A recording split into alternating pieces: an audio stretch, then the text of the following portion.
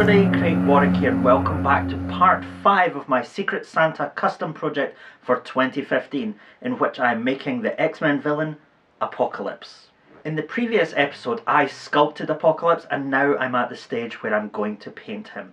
So I've got my Games Workshop Citadel paints and brushes, and I'm also going to be using an airbrush and Vallejo paints. I'm very new to using an airbrush, but there's no better way to learn than by doing, and I want to give this custom a polished finish that's very clean and hints towards that X-Men vs Street Fighter anime style aesthetic. So an airbrush might be perfect for that. So my first step is to take this guy here and spray him completely black with a primer, and that's because at this point he's made up of lots of different types of plastic from me Frankensteining different characters together, and also from the sculpting material that I use. Any paint that I put on there is going to look different on those different materials, but if I use a primer it gives an even surface for the paint to look consistent all over the figure. Also, it's a very useful step when you spray everything one consistent colour. The sort of defects in the sculpt or anything you might have missed suddenly pop out, so it's really useful in noticing any last minute sculpting mistakes. And after I've done a couple of coats of the primer and let it set for a long time, I'm going to start adding the colours, so I'll see you guys on the other end.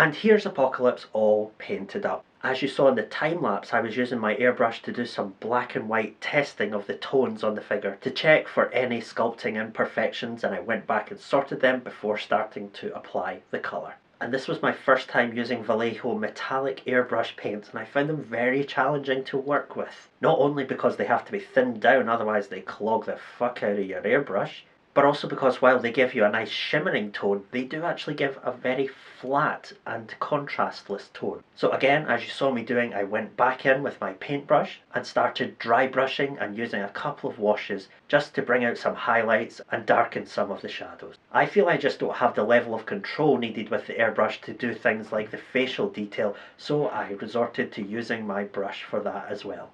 I also spent a long time on the Egyptian design flourishes that I added to his costume. I tried a lot of different colour combinations until I settled on the ones you see here, with the gold and the muted blue.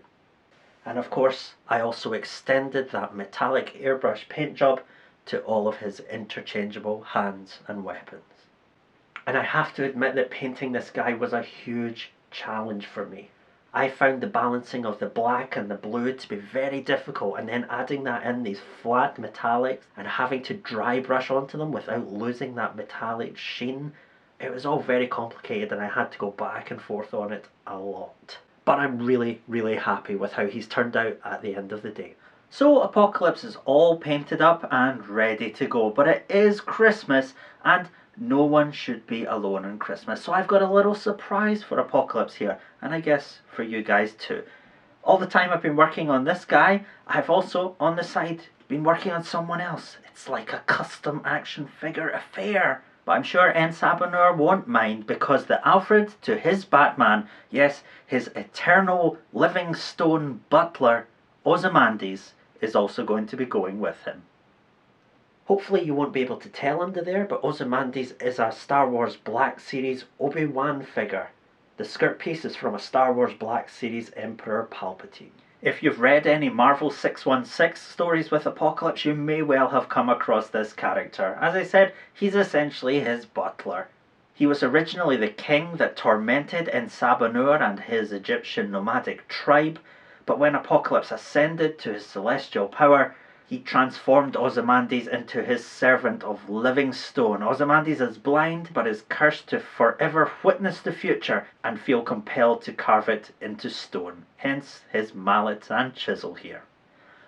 So these guys are going to be heading off to spread their particular brand of hate across Christmas to some lucky person. And if you're watching this, they have now received it. I'll be back tomorrow with a final showcase of Apocalypse and Ozymandias, and I hope to see you then soon after, when I hopefully receive my Secret Santa gift and I can share that opening with you. So I hope that's soon. I'll see you tomorrow, and then I'll see you at some other point in the future.